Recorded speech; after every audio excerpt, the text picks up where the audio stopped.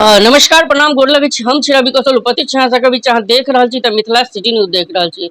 हमरा सबके बीच अभी गुमशुदगी के एकटा समाचार अयला जे कि मधुबनी से अहाँ के बता दी। अखन हम मधुबनी के चकदा गांव में छी और चकदा से अहाँ सबके बीच छी। एक बच्चा हरा जाय छै जेकर नाम छै सुंदरम कुमार उर्फ आदित्य कुमार झा, जे कि मधुबनी के चकदा गांव से गुम भ जाइए। 30 तारीख के गुम भ जाय छै और आई 2 तारीख छै। लगभग बुझ सकै छी।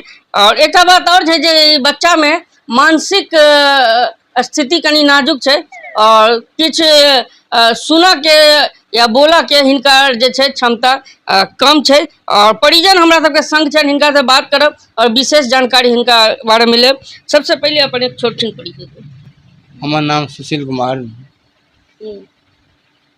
न्यू चकदा निवासी छी। जी,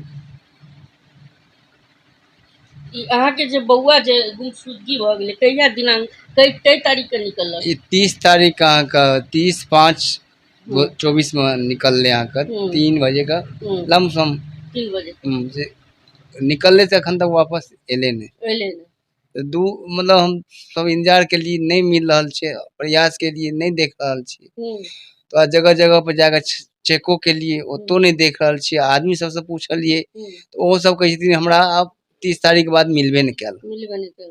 की लगैया थाना में हम दर्ज के लिए? थाना में ऑनलाइन कंप्लेन के लिए ना आई गेल रात में गेलो रहिए, फिर आई बजने रहथिन। आई फिर गेलिए तो उनका पास स्टाफ नहीं रहे। कहलखिन काल आओ, काल अहाँ के लिखित के साथ में कंप्लेन हम दर्ज क्या अहाँ का हाथ में हैंड ओवर कर दे। बउआ क्या साल के है? बउआ अहाँ का 12 साल का लमसम। हाँ बुझ सके है बोले है ना? हम बजी छी अहाँ का बजे बुके में नहीं कोई दिक्कत छे, लेकिन खनी शर्मुला टाइप के नहीं छे या डरोपन टाइप के या अथी लचकोटर टाइप का ते बार नहीं बेच पावे छे। लेकिन घर अंगना में अपना माँ बाप बाल बच्चा दादा दादी लोग सब फ्रेश बहे छे। अच्छा, किछ भेलो छले आपस में?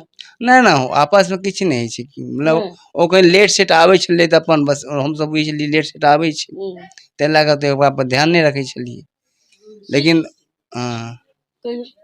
लेकिन वह से नहीं ले तो फेमस को शक भेल तो जगह जगह पर जहाँ जहाँ बैठक उठक रहे वो जगह पर जाकर पूछताछ के लिए तो वो सब कहलक हम एबे नहीं करे। की लगैया कोनो फोनो कॉल ये सब तरह के ऐलान के? नहीं, सब के तरह फोन कॉल नहीं आयल। की उम्मीद रखे छिए नगर राजनगर के थाना से?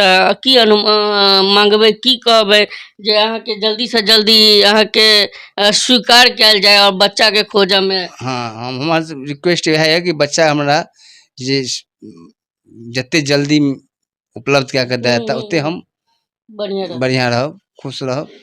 हम काफी परेशान छी। चलो बहुत बहुत धन्यवाद। और ई छले ई गुमशुदगी के बात है और कहीं ना कहीं हम राजनगर थाना के विशेष आग्रह करबन जे थाना अध्यक्ष का आग्रह करबन जे बच्चा के कहीं ना कहीं ई गुमशुदगी के मामला है और कहीं ना कहीं विलम्ब खोजबीन क बच्चा के परिजन के हवाले कैल जाए। आप देख रहा छी मिथिला सिटी न्यूज। वीडियो के बेसी से बेसी शेयर करी जे कि बच्चा मिल जाए और कहीं ना कहीं परिजन के सुपुर्द कैल जाए। बहुत बहुत धन्यवाद अहाँ सबके।